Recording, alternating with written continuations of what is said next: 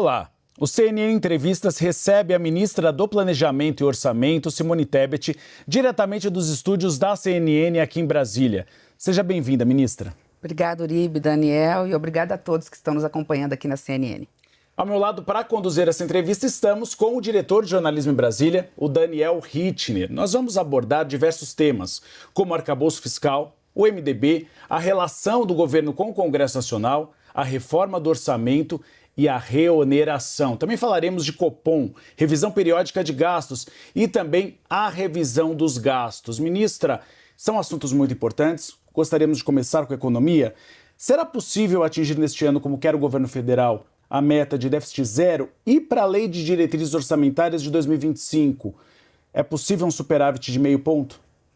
Pois é, dois momentos que exigem muita responsabilidade do governo com o país.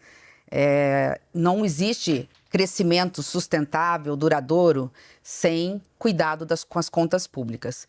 Se a gente descuida das contas públicas, nós estamos falando de endividar o país para pagar serviço público, para pagar políticas públicas. Isso tem impacto lá na frente, na inflação e na vida das pessoas. Então, quando o presidente Lula me convidou, como quase uma estranha no ninho, para compor a equipe econômica do governo dele, o que ele queria era uma equipe eclética, uma equipe que não pensava igual, e eu não penso igual na economia. E acredito que esse samba, que não é mais de uma nota só, está dando certo. Acredito que está havendo equilíbrio nessa visão de que o objetivo principal do Brasil é diminuir a desigualdade social, erradicar a miséria e a fome, mas com responsabilidade fiscal. O meu papel é ser lá uma soldadinha, cuidando das contas públicas, e posso deixar aqui de público, com muita tranquilidade, a mensagem de que tem o total apoio do ministro Haddad, que também sabe da importância que nós temos de cuidar do fiscal para que nós possamos ter inflação baixa, portanto, alimentos mais baratos na mesa da população brasileira. Dito isso, Uribe, e a sua pergunta é: vamos conseguir cumprir meta zero? Ou seja, vamos conseguir gastar só aquilo que arrecadamos e não empurrar dívidas para os próximos anos? Eu estou otimista, até mais otimista do que estava no ano passado. Havia uma expectativa de que começaríamos esse ano com um rombo maior, com uma necessidade de bloqueio e contingenciamento maior do que estávamos previstos. E hoje, graças ao aquecimento da economia, graças ao dever de casa, graças a uma política macroeconômica capitaneada pelo ministro Haddad, claro que nós estamos falando o seguinte: tudo mais constante, e eu tendo ali as rédeas na mão, que é segurar as despesas, que meu papel é ser aquela chata do grilo falante da história do Pinóquio, dizer o seguinte: não dá para abrir torneira, não dá para inventar novas políticas públicas, não dá para aumentar gastos públicos, é preciso revisar gastos. Então, tudo mais constante, nós não temos preocupação, até pelo menos no meio do ano, vamos dizer assim, em discutir mudança de meta fiscal para 24. 25, a LDO está chegando aí. Nós vamos apresentar algumas propostas para a equipe econômica e vamos analisar juntos se nós vamos conseguir colocar na LDO a meta de 0,5 positivo, ou seja, de ter superávit, a depender de uma série de situações. Por que eu digo isso? E é importante a gente relembrar, não para ficar olhando pelo retrovisor para fazer crítica a quem quer que seja. Esse momento passou, Foi-se o tempo que no primeiro ano a gente tinha que colocar claramente todos os desmandos e negacionismo do passado. Mas é preciso lembrar que a gente iniciou 23 com um déficit fiscal no vermelho de 230 bilhões de reais. Mas, paralelo a isso, nós começamos o ano tendo que recompor todas as políticas públicas consideradas prioritárias para o governo e para o país, que que foram suspensas no último mandato. Nós estamos falando do projeto Minha Casa Minha Vida. Eu dou 2 ou 3 exemplos no máximo. O projeto Minha Casa Minha Vida, onde no passado, o governo passado não fez um contrato novo para a faixa 1, que é quem ganha menos. O Farmácia Popular, que as pessoas que não têm dinheiro para comprar não tinham acesso ao que é básico, que é um remédio para curar uma doença ou aliviar a dor. Então, tinha uma série de políticas públicas, merenda escolar paralisada, desatualizada por quase 6 anos, sem reajuste, servidor público sem reajuste em 4 anos. Então, foi necessário ter que trocar o pneu, com o carro andando, ou seja, diminuir o déficit, diminuir essa dívida, diminuir essa rolagem de dívida e, ao mesmo tempo, recompor políticas públicas. Nós baixamos o déficit não como queríamos, mas fechamos o ano com uma condição mais confortável, quase que metade daquilo que pegamos, e agora o objetivo é zerar o déficit. Colocado tudo isso na balança, o saldo que a gente tem é muito positivo. Eu estou muito satisfeita com o quanto o governo do presidente Lula fez em tão pouco tempo no que se refere às contas públicas. Ministra, tem um fenômeno ainda novo e mal compreendido na economia brasileira. Por 3 anos seguidos, 2021, 22, 23, a economia cresceu muito mais do que se esperava no início do ano. Aparentemente, 2024 também já várias revisões, várias casas financeiras já fazendo seus aumentos de projeção. Claramente é uma reconfiguração ali das placas tectônicas, né? Agora, por que está acontecendo isso? E aí muita gente fala assim, não, pera lá, temos que olhar reformas microeconômicas e regulatórias do governo Temer, talvez até do governo Bolsonaro, estamos falando ali de reforma trabalhista, novo marco legal de saneamento, outras tantas, que geram mais competitividade e produtividade para a economia brasileira. A senhora concorda com essa tese? É um conjunto de vários fatores, mas eu concordo. Primeiro, acredito que nós precisamos revisitar o Brasil. Eu tive a oportunidade, né, e meu partido me deu esse privilégio, e depois o presidente Lula, de andar todos os estados brasileiros 2 vezes em menos de 2 anos. Primeiro como candidata à presidência da República e depois já no governo fazendo o nosso planejamento de médio prazo participativo. Que Brasil os brasileiros queriam e querem de 2024 até 2027. Colocamos no papel, foi aprovado e agora estamos seguindo ipsilíteres aquilo que a população quer. As políticas públicas, tudo que o governo está fazendo foi pautado nessa bússola, nessa cartilha que é o planejamento de médio prazo, que é o PPA. E eu tive a oportunidade no passado de andar todo o Brasil nos últimos 8 anos anteriores como senadora da República. O Brasil está muito diferente. O mundo está diferente, seja pela tecnologia, seja em função das redes sociais, da internet, seja da evolução, seja das crises econômicas, né, que acontecem no mundo e aconteceram e que abalam o Brasil. Mas é importante dizer que a geoeconomia brasileira mudou. O que eu quero dizer com isso? Nós continuamos um país agrícola, lamentavelmente dependendo de commodities, não conseguindo elaborar os nossos produtos, trabalhando no máximo com semi-elaborado. Então, no máximo, nós resfriamos a carne no frigorífico para exportar e não utilizamos o wet blue, o semi-acabado, o acabado, o couro, para exportar, por exemplo, o sapato e daí por diante, etc, etc. Mas, apesar disso, a geoeconomia do Brasil mudou e o Brasil, de um tamanho continental como ele é, né, nós temos que entender as realidades econômicas de cada região.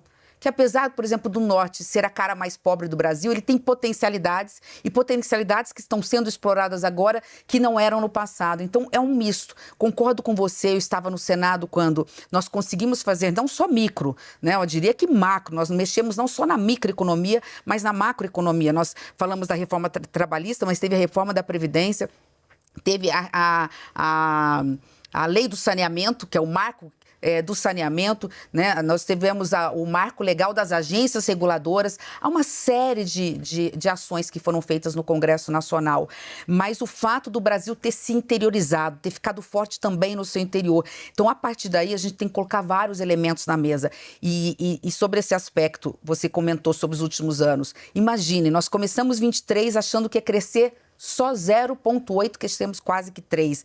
Crescemos 3 vezes mais do que o previsto.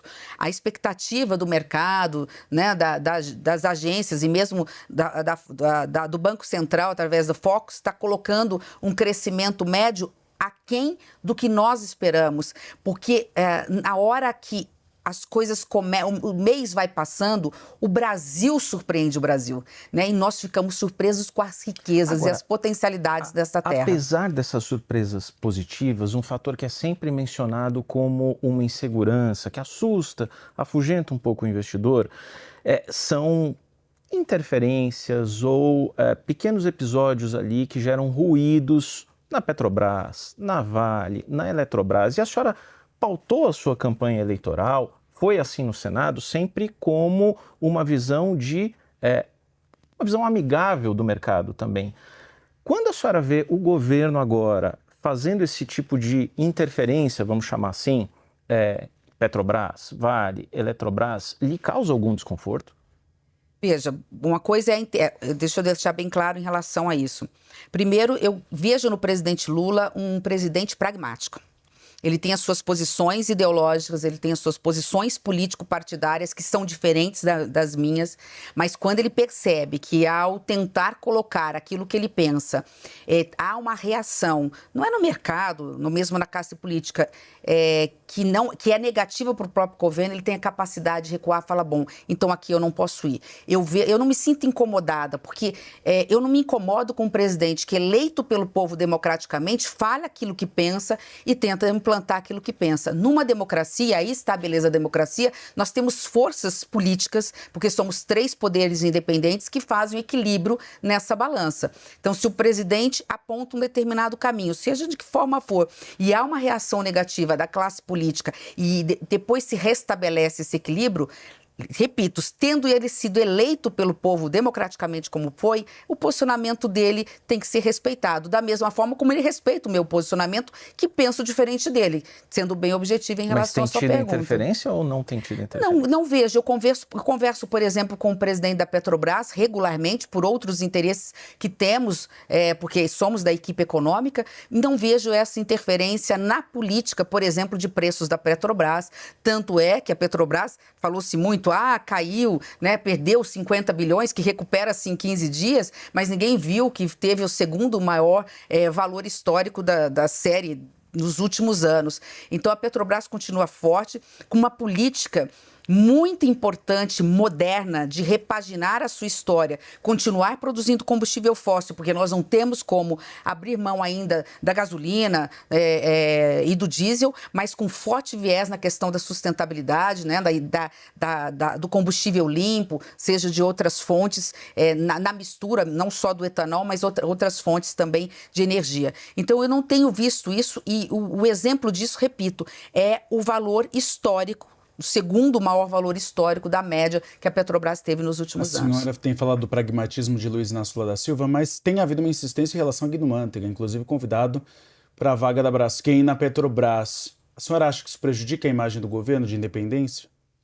A partir do momento em que o presidente vê na figura no ex-ministro Guido Mantega, um parceiro, e tenta com isso colocá-lo na economia, na política, ou seja, ao seu lado, repito, é um direito do presidente. No caso, em se vendo que o Estatuto das Estatais não permite, o errado seria se o presidente insistisse. Percebeu-se que não podia, o presidente parou de insistir. Repito, isso faz parte da política. O presidente Lula não seria o presidente Lula se não tivesse essa... e isso eu não acho que é um defeito, é uma virtude do presidente Lula, a capacidade de reconhecer nos amigos e querer os amigos do seu lado, né? Guido Mantega foi um parceiro do presidente Lula, o presidente Lula é grato a Guido Mantega por uma série de questões e querer estar com Guido Mantega num processo político faz parte da personalidade do presidente Lula. Ministra, a senhora falou da surpresa do Produto Interno Bruto e realmente foi uma surpresa até para o mercado financeiro, que esperava um resultado pior, e foi um resultado muito bom. Agora, a inflação é uma grande preocupação de Luiz Inácio Lula da Silva, ele tem falado em reuniões, tem dito que precisa diminuir o preço dos alimentos, principalmente. Que políticas podem ser adotadas e quais são as perspectivas do governo em relação à inflação? Bom, primeiro que essa inflação de alimentos ela é sazonal. Isso eu conheço, veio de uma região do agronegócio, venho de um estado, que é o estado, meu querido estado de Mato Grosso do Sul, que sabe que nesse momento, quando chove demais, a gente tem uma queda na produção de hortifruti em especial, aí falta a alface sobe, o preço do tomate, como aconteceu recentemente, ou quando temos uma seca, da mesma forma, alguns produtos faltam. Nós estamos com um problema aí nessa entre-safra, antes da safra do verão vir para o mercado e para as prateleiras do mercado e para a mesa do trabalhador, no preço do arroz e do feijão. Em compensação, o preço da carne está bem mais barata do que se estava há muito tempo. Essa sazonalidade vai ser resolvida. Então, dentro do cômputo geral, vamos lembrar que desde o ano passado nós voltamos a estar com a inflação no centro da meta. Esse ano a expectativa da inflação é menor que do ano passado. Não somos nós só que estamos dizendo da equipe econômica, é o mercado que está apontando, né? O que deixou o presidente incomodado e com razão, e a própria equipe econômica, é o seguinte: a inflação de alimentos significa menos poder de compra para os mais pobres. pobres. E o presidente Lula, como toda a nossa equipe, como todos nós, temos, obviamente, maior preocupação com os vulneráveis. Mas, repito, isso é algo temporário que vai ser resolvido nos próximos 30 dias. A preocupação ela é maior em relação aos alimentos, né? Nós temos que continuar investindo e não pode faltar recursos para o Plano Safra, né? Para que o agronegócio possa pegar financiamento mais barato, produzir mais barato, comprar insumos e fertilizantes mais barato, para ter uma produção que possa garantir preços menores. A política de preços mínimos não é uma política ruim, é uma política boa. Temos que investir em mais silos, que o Brasil deixou de produzir silos, que é o que garante você estocar produtos, né? Você ter estoque de produtos para quando o alimento, aconteceu agora com arroz e com feijão, né? Sobe muito, eu ter estoque para colocar no mercado e não deixar o preço do arroz e do feijão subir. Isso é natural, o Brasil sempre fez. Agora está tendo dificuldade porque não tem silos. Enfim, essas políticas públicas estão no radar do mapa, estão no radar da equipe econômica também. A senhora desmistifica um pouco essa questão da inflação dos alimentos, mas a última reunião do Copom gerou um alerta de que, olha, vamos começar a diminuir o ritmo de queda da Selic, normal. Agora, aparentemente, essa taxa vai parar ali em torno de 9%. Dá para ir além, baixar mais? À medida que a inflação do Brasil está menor do que estava no passado, é óbvio que dá sob pena de eu continuar tendo os maiores juros reais do mundo. Então, assim, nós saímos de 13,75 para 10,75, portanto, diminuímos 3% a taxa de juros no Brasil, aí nesse universo aí de um ano e pouquinho, mas ao mesmo tempo os juros reais no Brasil caíram. Ora, se os juros reais do Brasil caem e a taxa de juros continua aí caindo lentamente, eu continuo tendo a taxa de juros real mais alta do mundo. Então, nesse aspecto, eu entendo a autonomia do Banco Central, eu concordo com a autonomia do Banco Central, é outra divergência que eu tenho dentro da equipe econômica, de parte da equipe econômica. Eu votei a favor da autonomia do Banco Central e faria de novo, né? Mas eu preciso entender esse comunicado, quer dizer, qual foi o recado que ele quis dizer, se o próprio Banco Central fala que a inflação desse ano no Brasil vai ser menor que a do ano passado. Então, 9%, o que mudou? 9% não deve ser o piso. Não pode ser o piso. Porque o que mudou? Ele só pode ser o piso, Daniel, se nós, a partir do segundo semestre, começarmos a dar outros sinais que não os sinais que estamos dando. Porque o Banco Central não está analisando só o preço dos alimentos ou a inflação. O Banco Central está de olho na política fiscal do governo. O que a ministra Simone, o que o ministro Haddad, o que a equipe econômica estão fazendo para controlar a dívida pública do Brasil em relação ao PIB, para controlar também a inflação, é óbvio, isso tem impacto, mas para garantir segurança jurídica, previsibilidade para o mercado e não gastar mais do que se tem. A senhora é o grilo falante, como comentou, né? A senhora defende a autonomia financeira do Banco Central? Depende de que condições. Das condições que estão colocadas no Senado agora. Não.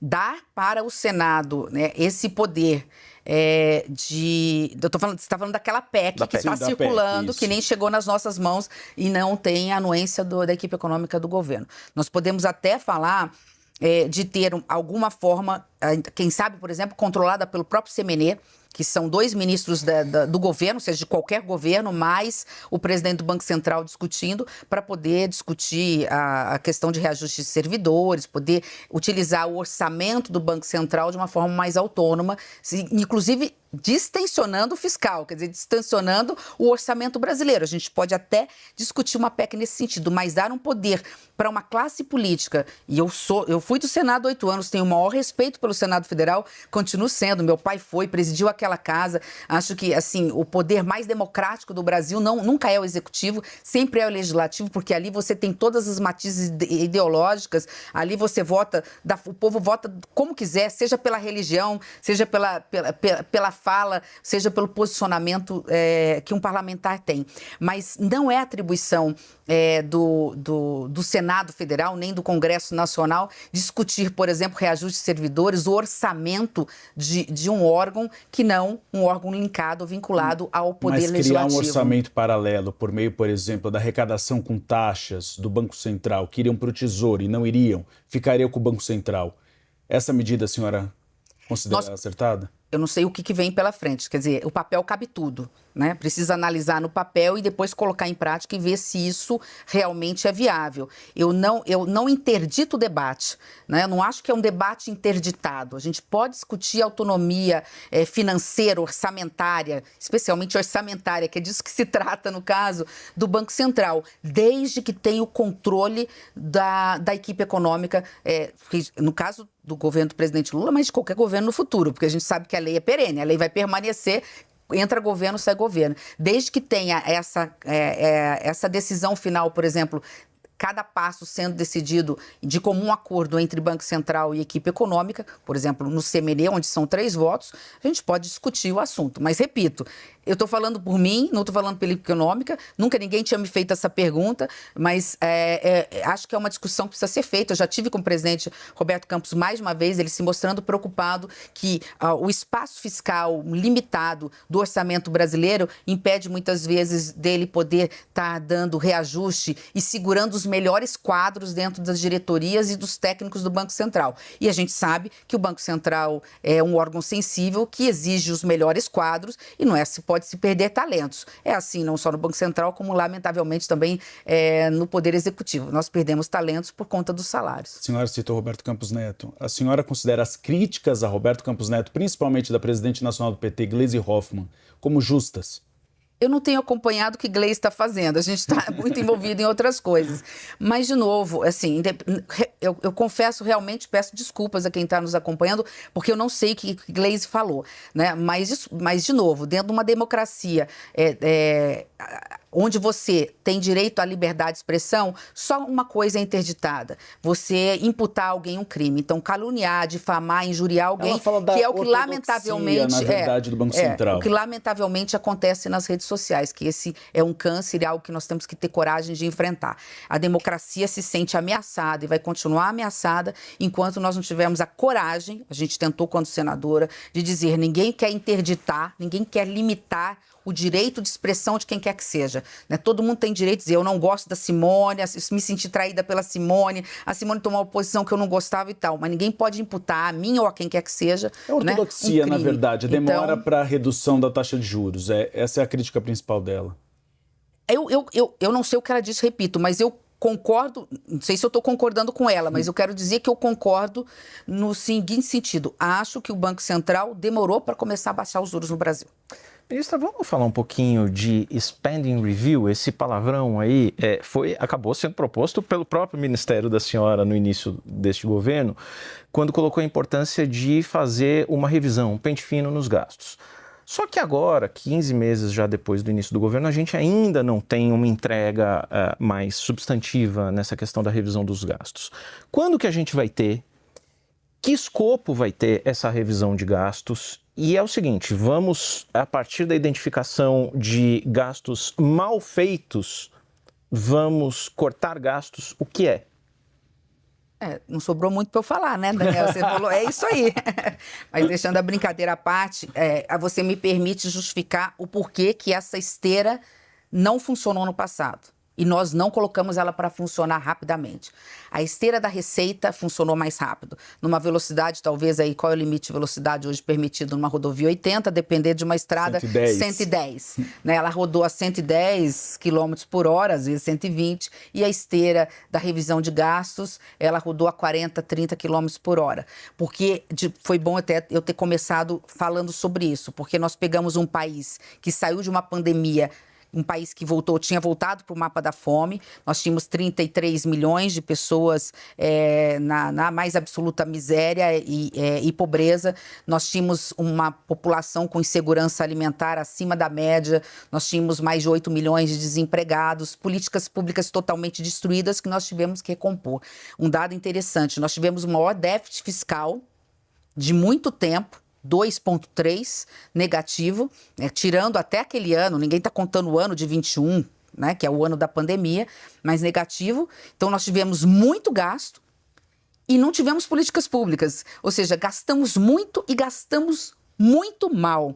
Então, o ano passado foi um ano de gastar bem. Então, nós não estamos preocupados em economizar, nós estamos preocupados em garantir qualidade do gasto público. Vamos recuperar as políticas públicas, com isso começamos a fazer revisão de gastos desde ali, numa esteira a 40 km por hora, então nós vamos gastar bem aqui, enxugando ali. Teve bloqueio. Nós tivemos até o final do ano 9 bi de bloqueio. Não foi só isso. Muitos ministérios tiveram que remanejar os seus recursos, né, tirar um pouco de custeio, para poder efetivar essas políticas públicas. Paralelo a isso, nós começamos o ano passado, mapeamos tudo, criamos grupos de trabalho. Pela primeira vez, o Ministério do Planejamento tem uma secretaria de avaliação de políticas públicas. Nós já temos um comitê desde 2017, então nós temos todos os estudos e dados, nós já sabemos onde está. Estamos indo este ano, começamos ano passado, mas muito fortemente esse ano, ainda sem mexer na qualidade de gastos em outras políticas públicas, nas fraudes e erros que nós enxergamos no passado. De novo, eu não gosto muito demais, não quero muito ficar olhando pelo retrovisor, mas é importante mencionar. Lula 3 não sucedeu um governo democrático, eficiente, competente como Fernando Henrique. Embora tenha criticado muito, o próprio presidente fala, eu critiquei tanto o Fernando Henrique, né, e a gente não fez as críticas devidas ao governo passado. Esse sim, disfuncional e disruptivo. O 8 de janeiro mostrou e a justiça está mostrando. Quer dizer, não só um governo que gastou mal e gastou de forma ineficiente, abandonou políticas públicas, mas como quis dar um golpe de Estado no Brasil. Então, o fato de termos sucedido um governo em que não cuidou bem das finanças públicas e não cuidou bem da economia, mostrou para nós, assim, deu um sinal vermelho de que tem muita coisa errada em políticas públicas. E é através desses erros e fraudes e equívocos que nós estamos conseguindo, inclusive, recursos, que é a revisão de gastos, no ano passado para esse ano, para, inclusive, estar esperançosos que cumpriremos a meta. O Ministério vai olhar alguma política pública específica, programas específicos, para apontar quais são as economias possíveis nesses programas? Posso dar 3 exemplos rápidos por conta do tempo. O ano passado, nós conseguimos recuperar, tirar e jogar no Orçamento Geral da União para, de novo, recuperar políticas públicas do Bolsa Família. Salvo engano, desculpa se eu estou falando números errados, depois vocês me corrijam, mas acho que, salvo engano, 2 milhões de brasileiros que estavam no cadastro único comum e pessoais, normalmente homens, que não tinham direito a receber. Exatamente, 1,7 milhão de famílias unipessoais que estavam indevidamente classificadas. Obrigada, agradeço. O Daniel tá mais afiado do que eu, né? Além disso, a gente começou a verificar algumas possíveis erros, equívocos, ineficiências, erros e fraudes na Previdência. Criamos um grupo de trabalho que esse ano vai ter que nos dar uma, entre aspas, economia, recurso que eu tiro do lugar errado para uma parte colocar no lugar certo e a outra parte para cumprir meta fiscal. Mas na parte, por exemplo, de auxílio-doença, implantando tecnologia. Olha que coisa interessante, que muita gente tem dúvidas sobre revisão de gastos, são céticos. Na realidade, todo mundo é cético, né? Igual São Tomé. Quero ver para crer. E é verdade, porque todo mundo fala de revisão de gastos e nunca acontece. Qual é a diferença hoje? Nós temos uma ferramenta que nós não tínhamos no passado, que é a tecnologia e a inovação. Você colocou um sistema ali de computador na internet, ele filtra, ele bloqueia fraudes, ele bloqueia erros, ele aponta os equívocos. Nós temos, numa segundo exemplo que eu quero dar, a Previdência já, nós estamos colocando nos nossos relatórios, está comprovando que através de um ateste médio, que é pela internet, ao invés de nós ficarmos lá bancando o auxílio acidente, né, o auxílio doença por 300 dias, se ele só tem direito a 60 dias, eu dou o benefício da dúvida, ou seja, é a boa-fé dele. Eu pago 60 dias, depois eu verifico. Porque senão eu fico levando conta de perícia, etc., 300 dias para verificar o processo, eu estou pagando muito mais. Só neste ano, num projeto, no sistema que vai começar a operar em maio, ele vai ser ligado em maio, uma economia de mais de 5 bilhões de reais, ou seja, mais de 7 bi o ano que vem. E, por fim, não sei se eu dou mais um exemplo? Exemplo. Tá. Por fim, nós estamos verificando que tem ainda programas que deram um salto no período de 21 para 22. O BPC é um exemplo. Ninguém vai acabar com o BPC. É para zerar a fila do BPC. É para dar a quem precisa, que nós estamos avaliando que pode haver ali fraudes e erros em relação ao BPC. Proagro é um caso também. Proagro é o seguro rural. Nós verificamos que ele saltou de 1,7 bi. Eu falo assim, tem gente plantando Proagro. O que é plantando Proagro? Plantando onde sabe que não vai dar, para chegar lá e falar assim, eu pego um financiamento que eu vou gastar 20% para produzir e depois eu vou pedir 100% para uma safra que eu não vou conseguir produzir. Ele deu um salto ele deu um salto do último governo do presidente Bolsonaro para o primeiro ano do governo do presidente, do penúltimo para o último e do último para o primeiro ano do presidente Bolsonaro, primeiro ano do presidente Lula, de 1 ponto alguma coisa para 9 bi. De menos de 2 bi para 9 bi, tem alguma coisa de muito errado. Ministra, para este ano não há até agora previsão de reajuste para o Serviço Público Federal. Os servidores estão reclamando, estão ameaçando greves. A senhora vê algum horizonte para este aumento neste ano ou a situação está muito difícil do orçamento? Não, eu vejo um horizonte, ainda que modesto, mas eu vejo um horizonte. Nós estamos falando de orçamento, de políticas públicas, de cortar de um lado para sobrar naquilo que é essencial. Nós temos algumas categorias que a gente sabe que merecem e que precisam, né? São categorias que quando a gente dá um incentivo, inclusive às vezes produtividade, ele vai lá na ponta e ele consegue inclusive recuperar muito mais do que esse orçamento. É assim na Agência Nacional de Mineração, por exemplo, é assim em outras categorias. Isso vai depender no mês de maio, quando a gente tem aquela válvula de escape que a gente colocou no novo regime, né, fiscal que nós temos, que se a arrecadação superar ou surpreender como ela está surpreendendo, desde que a gente tem o controle da meta fiscal, é possível a gente sair, que a gente tinha ali uma despesa de 1,7%, a gente pode chegar até 2,5%, eu sei que não vou ficar explicando porque é uma coisa chata, mas a gente tem um espaço para crescimento das despesas a depender da receita. Se a receita cresce, a gente pode usar 70% desse crescimento da receita para despesas. Como a receita está crescendo acima do esperado por nós podemos estar abrindo um crédito, mandando um projeto para o Congresso, de até 15 bilhões de reais. Claro que parte desse recurso já é para desbloquear, por exemplo, o que nós já vamos ter bloqueado até maio. Não descarta um ajuste para os servidores? Não sei, isso tem que ser perguntado para a ministra Esther, que está em negociação, categoria por categoria, e os servidores no modo geral. O que eu estou dizendo é que pode haver um espaço, poderá haver um espaço, se houver um entendimento da equipe econômica, se houver uma vontade, se houver uma necessidade, pode haver um espaço para se discutir essa questão. Eu conversei recentemente com a ministra Esther Dweck, ela disse, maio é o mês-chave, a gente vai saber por ali se vai haver espaço para um reajuste, nem que seja pequeno, porque já houve alguns aumentos de benefícios, né? Auxílio creche e auxílio saúde. E estava 4 anos sem reajustes, nós temos reajuste linear de 9%, porque não compensa a inflação, a gente sabe disso, né? Mas ficou, é outra política que não foi feita, 4 anos sem reajuste no governo passado. Ministra, só para a gente concluir aquele assunto da revisão de gastos, quando a gente imagina o Spending Review, a gente também imagina que algumas questões como regime automotivo, que envolve muita concessão de benefício tributário, desoneração da folha, que foi um grande tema ali na virada do ano, que tenha uma avaliação dos benefícios e dos custos dessas políticas. Por que isso não foi feito, por exemplo, para esses dois programas que eu citei, regime automotivo e desoneração da folha? Podemos falar no geral até, né? Dos gastos tributários. Esse é um grande problema. A gente dividiu um pouco as tarefas do Ministério da Fazenda com o Ministério do Planejamento e Orçamento e nós trocamos, né? A gente divide tarefa, depois a gente faz a revisão. Falando de revisão de gastos, a gente revisa o que a Fazenda está fazendo e a Fazenda revisa o que o Planejamento está fazendo. Então a gente dividiu um pouquinho as equipes. A equipe é muito pequena, mas nós estamos atentos nos gastos tributários. Você tem absoluta razão e eu até peço desculpa por não ter mencionado isso. Você traz, talvez, o grande problema do Brasil em relação à revisão de gastos.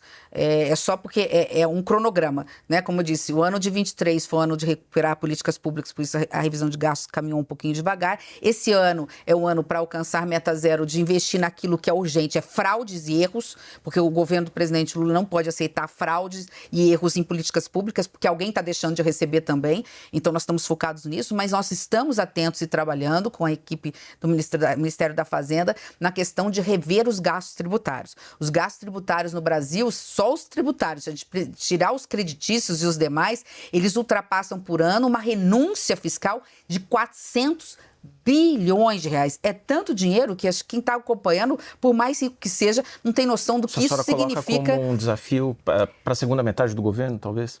um desafio para a segunda metade, mas não é só discutir se tem que ter Zona Franca de Manaus ou não tem que ter Zona Franca de Manaus, que ninguém discute que tem que ter Zona Franca de Manaus, que tem que ter super simples, como uma tributação diferente, porque o micro e pequeno, ele não sobrevive sem isso. Que se tem que ter Bolsa Família ou não, porque isso já mostra que é isso que aquece a economia, porque as pessoas mais pobres colocam 100% do que recebem no comércio, que aquece a economia, gera emprego e renda. Não é essa a discussão. Além de pegar algumas políticas públicas que não essas, que podem ser, inclusive, canceladas, alguns gastos tributários, dessa lista de, 40 e tantos gastos tributários, ou mais, 70 gastos tributários que a gente tem, que a gente vê quais desses gastos podem ser cancelados, porque não chegam lá na ponta, não são eficientes, nós estamos renunciando receita sem ter entrega em forma de emprego, de renda para a população, mas também abrir os números, abrir cada programa, como aconteceu com Bolsa Família, e falar, peraí, tem quase 2 milhões que não precisam, que não podem estar aqui. Então, tem duas formas de se trabalhar, porque quando a gente fala assim, nós temos que rever gastos, os benefícios fiscais, todo mundo de novo, e esquece. Vem lobby no Congresso Nacional, isso não acontece. Mas não é só disso. Vamos manter muitos programas, seja do automobilístico, mas vamos ver o seguinte, quem está recebendo? Olha o PERSE. Não precisa ir muito longe, olha o PERSE. Olha a quantidade. Um único caso. Bom, vou deixar o ministro Haddad falar sobre isso, porque ele tem notícia depois para passar sobre. Vamos falar de rota de integração? Ministra, a senhora levantou uma bandeira até popular, porque todo mundo gosta de integração regional. Claro, todo mundo quer uma estrada com o país vizinho, uma estrada para a Argentina, uma hidrovia no Uruguai, alguma coisa ali, uma ferrovia com os países vizinhos ali dos Andes. Mas esses projetos de integração regional na América do Sul foram muito descredibilizados pelas sucessivas tentativas fracassadas de executarmos esses projetos. O que tem de diferente agora? Por que dizer que agora vai? O que tem de diferente? O Brasil. O Brasil é outro Brasil nos últimos 30 anos. O Brasil mudou a sua rota da economia, que antes ela era basicamente do Sudeste e parte do Sul e do litoral, se nós incluirmos a indústria do turismo do Nordeste, para o Centro-Oeste do Brasil, para o Norte do Brasil e para a fronteira do Brasil. Mudou também o preconceito que se tinha com a fronteira. Fronteira sempre foi sinônimo, fronteira com Colômbia, Paraguai, Uruguai, Argentina, seja o que for, Guianas, Venezuela, sempre foi sinônimo de preconceito. Ali tem problemas de crimes transnacionais, ali tem tráfico de drogas e de armas. E é verdade. Daqui para lá e de lá para cá. Então, assim, nós temos o problema com fronteira e eles têm problema por fazerem fronteira com o Brasil. E sempre foi a região mais pobre. Se você olhar a cara mais pobre do Brasil, ela está na fronteira do Brasil. O que mudou é que o Brasil, que antes era muito mais importador do que exportador, nos últimos 30 anos teve uma virada de chave. O Brasil está crescendo basicamente, enquanto a reforma tributária não fizer o seu efeito para as nossas indústrias voltarem a se tornar competitivas com o mundo, basicamente exportador de commodities. Nós exportamos eu brinco que é o boi sangrando, né? E o grão in natura que vai caindo pelo meio da estrada. A gente começa com uma safra com tantas toneladas da porteira para dentro e ela vai caindo da porteira para fora no meio das nossas estradas, muitas vezes esburacadas. O que mudou, portanto, é que a economia do Brasil, o crescimento do Brasil hoje depende do Centro-Oeste. E o Brasil é um continente. Então, quando a gente fala assim, mas por que você vai exportar para a Ásia, que é o nosso grande parceiro comercial, pelo Porto do Peru ou pelo Porto do Chile, se você tem o Porto de Santos? É que pelo Porto de Santos está logo ali, muita gente diz. Só que ele está logo ali, considerando se você estiver em São Paulo, se você estiver no meu estado, em Mato Grosso, que é o maior produtor de grãos, eu diria que Mato Grosso e Mato Grosso do Sul juntos dá, 20% da produção agrícola do Brasil. Se incluir o Paraná, inclusive, que depende da rota de integração, você extrapola, né? E agora pegando o Acre, Rondônia, que é outra fronteira agrícola, Mato Piba, se você pega essa região toda, 70% da produção está ali, se você coloca na rota por Santos, você tem que caminhar por rodovias, muitas vezes complexas e esburacadas para chegar no Porto de Santos e ainda percorrer um mar do Atlântico que é muito mais distante para chegar na China do que do Pacífico. Eu dou um exemplo. Dependendo de onde você estiver com a produção, a rota pelo Pacífico, pelos portos do Chile, reduzem até 20 dias o tempo de chegada dos nossos produtos da China e os produtos da China que a gente compra muitas vezes pela internet, ou seja lá, chegar na casa do brasileiro. Nós podemos estar falando em diminuir até 7 mil quilômetros. Aí você pergunta, o que muda além disso? Além dessa questão do agro precisar disso, é o Brasil enxergar que ao longo dos 30 anos, querendo ou não querendo, Fernando Henrique, Lula 1, 2, Dilma, Temer, eles plantaram uma sementinha, eles construíram quase que todas as obras de infraestrutura, portos, aeroportos, rodovias, ferrovias, que precisavam para integrar essa rota. Então, o que nós temos agora? Quando nós fizemos o mapa e vimos as 5 rotas de integração, nós vimos que pelo lado do Brasil faltava muito pouca coisa. O que eu fiz lá em maio, quando estávamos conversando com o PAC? Conversei com os governadores, falei assim, coloca essas obras pequenas ou grandes que faltam no PAC. E eles foram colocados. Então, pelo lado do Brasil, todas as obras necessárias, e não são muitas, são poucas, estão hoje no orçamento brasileiro de 24, 25, 26 para serem executados. Um dos projetos mais emblemáticos e importantes entre as 5 rotas de integração passa justamente pelo seu estado, que é a Rota Bioceânica, uma rota rodoviária que vai ligar. A perspectiva é que ligue ali a fronteira oeste do Brasil, Mato Grosso do Sul, até os portos no Chile. Muito objetivamente, quando essa rota, que depende de algumas obras ainda, estará operacional? Ela tem condições de estar operacional até final de 26. Ela tem condições e ela não é só para... A rota, na realidade, são 3 vias. É a rota Mato Grosso do Sul, Paraná, Santa Catarina e até pega um pedacinho em São Borja, no Rio Grande do Sul. E o que para falta? escoar Mato Grosso também, uma parte de Mato Grosso na produção. Faltavam do lado do Brasil 2 obras. A ponte entre Porto Murtinho e Carmelo Peralta, no Paraguai, que está 50% pronta. Dinheiro de Itaipu, não é orçamento brasileiro.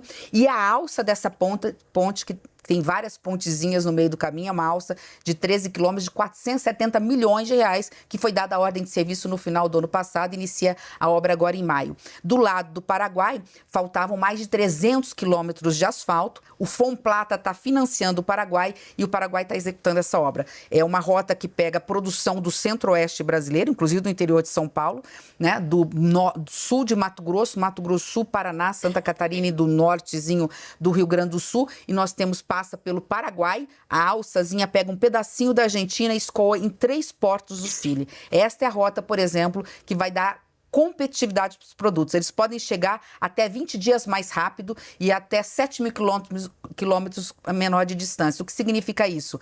A produção nossa vai chegar mais barata lá. Então, nossos produtos chegam mais competitivos e a gente pode vender mais. Ao acontecer tudo isso, isso gera emprego, gera renda, diminui a desigualdade social e é isso que nós queremos para o Brasil. Ministra, a ministra, sua colega da Saúde, Nízia Trindade, tem reclamado de fogo amigo e inimigo. Há um componente machista nessas críticas? Olha, eu que já vivi essa novela e faço política há mais de 20 anos, com mandatos consecutivos, fora o tempo que eu fazia política sem mandato, posso dizer que melhorou muito, mas como eu já sofri muita misoginia, já sofri muita violência política dentro do cenário, eu não duvido. Né? Não duvido que haja também o componente misógino dentro do processo. Fogo amigo eu não diria que há. Não vejo dessa forma dentro da equipe do governo. Da minha parte, hoje, eu só posso dar assim, uma mensagem para a ministra Nízia e para todas as mulheres que fazem política ou que estão na vida pública, no mercado de trabalho, no mercado financeiro, que também é um ambiente mais difícil, né? Onde poucas mulheres se destacam. Né? Ergam a sua voz. A gente não precisa falar grosso, porque nós não somos homens. Né? Mas ergam as suas vozes e se imponham, porque quando você se impõe, as pessoas respeitam. A senhora estará do lado do presidente Lula se ele for candidato à reeleição em 2026? Eu espero que o meu partido esteja ao lado do presidente Lula em 26. Se o partido não estiver, a senhora estará? Olha, o MDB, que é um partido histórico, vocês sabem, assim, esteve ao lado do presidente Lula no Lula 1, no Lula 2, no Dilma 1, no Dilma 2, apesar de todos os percalços, né? Se nós tivermos ainda dentro dessa polarização, numa escolha que não é de Sofia, entre a extrema-direita querendo voltar com todos os exemplos que foram, toda a história que a polícia agora e a justiça vai elucidar, eu não tenho dúvida que as forças democráticas estarão com um candidato mais forte a derrubar esse projeto nefasto e, consequentemente, o único nome que me vem à mente, que me vislumbra por tudo, e nós estamos preparando o país para isso, quer dizer, a partir do momento que a gente melhora a economia, a gente fortalece o governo do presidente Lula, eu não vejo outro caminho a não ser apoiar a reeleição do presidente Lula, se ele for candidato, enfim. A senhora vê a possibilidade de uma dobradinha PT e MDB em 2026 para a presidência da República? Acho que todo partido que se entende como partido político quer poder, né? Acredito que o MDB, eu não posso falar pelo presidente, nem pela executiva da qual eu faço parte, provavelmente gostaria de ter o nome de vice do presidente Lula. Mas mais do que isso, é projeto de poder, não é projeto momentâneo de governo. O projeto de poder hoje do Brasil passa pela questão de garantir o Estado democrático de direito. A democracia, acima de tudo, sob pena de não termos nada. Então isso tem que estar acima das vontades políticas. Tem que ser, o candidato tem que ser aquele que tem condições de ganhar da extrema-direita. Lembra que eu estou falando da extrema-direita, não estou falando da direita. Eu mesmo sou uma pessoa de centro-direita. Muitos me colocam na área da economia como alguém de centro-direita, na pauta de costumes com alguém de centro-esquerda. O que eu estou falando é da extrema-direita. Nós temos que estar aglutinados num projeto de defesa e de fortalecimento da democracia que ainda continua fragilizada diante de todos esses percalços. Então, o que eu quero dizer com isso é o seguinte: nós todos temos que ter a grandeza de saber que o vice tem que ser de um partido que se some, que seja o melhor partido e o melhor vice para que possamos competir e disputar uma eleição. Mas 26 está muito longe, a gente tem muitos problemas do Brasil para resolver antes disso. E mais longe ainda, 2030, e o Senado Federal discute o fim da reeleição. A senhora é a favor? Totalmente de acordo. Nossa, esse seria para mim a realização de um grande sonho, de alguém que, como professora de Direito, com 22 anos eu entrei nas universidades como professora, me formei muito nova, fiz uma pós-graduação e comecei a dar aula com 22 anos de idade sobre direito público, direito constitucional e direito administrativo. Um dos grandes cânceres e males é que não só a reeleição, como é um mandato de 4 anos, é um mandato curto, então você ganha o primeiro ano, o segundo ano você trabalha, terceiro ano você já está pensando em eleição. Aqui você tem eleição municipal e aqui você está pensando, você pensa em eleição no segundo ano, no terceiro e no quarto, você só não pensa em eleição no primeiro ano. O Brasil não vai para frente dessa forma. O exemplo agora, e talvez o momento certo, é esse. Quer dizer, se o presidente Bolsonaro não tivesse chance de ser candidato à reeleição, nós não teríamos todo esse processo. Nós teríamos eleição com 2 outros candidatos, nós talvez não teríamos uma tentativa de golpe no Brasil. Um mandato de 5 anos sem reeleição está de bom tamanho. Ministra, a gente deve ter uns 30 partidos no espectro político brasileiro que sonhariam em ter um candidato competitivo na maior capital do país. O MDB tem. A senhora apoia esse candidato? Veja, o MDB tem um candidato, eu não tenho, ao contrário, eu vejo no Ricardo Nunes uma pessoa democrática, ele é um democrata, ele tem posicionamentos provavelmente diferentes em alguns aspectos que eu, como meu marido, tem posicionamento político e muitas vezes pode ter posicionamento até ideológico diferente do meu, e nem por isso eu deixo de amar meu marido, de gostar do meu marido, de conviver com meu marido, e muito bem, obrigado, viva a democracia por conta disso também, né? Então, até agora, o Ricardo Nunes não me deu ainda nenhum motivo para não apoiá-lo. Obviamente que nós vamos ver qual é a plataforma de governo dele, né? Se ele continuar defendendo a democracia e os valores dos quais eu comungo. O que eu me recuso é subir um palanque de bolsonarista. Eu jamais vou estar num palanque onde o MDB lance vice. Aí é outra história, lance vice de um candidato bolsonarista que tem pautas que representam retrocesso na pauta de armamento, desmatamento ambiental, na pauta mesmo de costumes ou no flerte da democracia. No palanque de Ricardo Nunes, a senhora sobe. Bolsonaro não está, a gente pode ir em dias diferentes, né, sem nenhum problema. A senhora pretende ser candidata em 2026? eu estava pronta para voltar para casa quando saí candidata à presidência da República, sabendo que o meu papel era outro. Abrir caminho para o campo democrático, poder dar a visão que o campo democrático entendia naquele momento de extremismo. Jamais imaginei que a eleição seria uma eleição tão acirrada, que o segundo turno, o MDB fosse tão decisivo para o processo, mesmo a minha figura como... Eu nem imaginava ficar em terceiro lugar, né, tendo um Ciro Gomes como candidato, que foi tantas vezes candidato, e que tivesse que ir para o palanque defender, aqui está o campo democrático, é aqui que nós temos que ir. Então, assim, e não esperava receber o convite do presidente Lula para, vamos dizer assim, prorrogar por mais, sei lá quantos anos, 2 ou 3, não sei quanto tempo, o presidente me quer como ministra de Estado. Então, estou cumprindo a minha missão da melhor forma possível. Claramente, o discurso na campanha de 2022 foi de construção de uma frente ampla, representadíssima pelas figuras de Geraldo Alckmin, de Marina Silva e da senhora. Hoje, com 15 meses de governo, temos um governo realmente de frente ampla ou passamos a ter o clássico presidencialismo de coalizão, em que quem manda mesmo são os ministros do PT e o presidente que é do PT?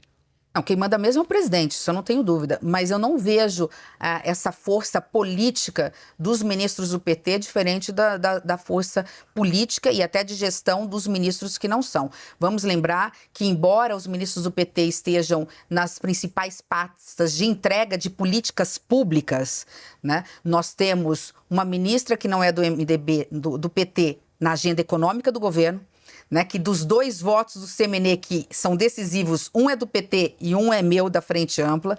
Nós temos, dentro da equipe econômica, que a gente sempre lembra equipe econômica, nós temos 4 ministros, 2 são da Frente Ampla, que nós não podemos esquecer que o Geraldo Alckmin é ministro da equipe econômica, desenvolvimento, indústria e comércio, e que nas entregas de estrutura física, nós temos o ministro do desenvolvimento regional, dos transportes, das cidades, de portos e aeroportos, enfim, não vou lembrar aqui de cabeça quantos, micro e pequenas empresas, que são todos ministros da Frente Ampla. Esse é um governo de frente ampla, de fato. É um governo de frente ampla, inclusive nas entregas. É um governo cuja a modelagem daquilo que se tem que fazer e se entregar, ela é compartilhada com os ministros que não são do Partido dos Trabalhadores. A que a senhora atribui a queda de popularidade do presidente?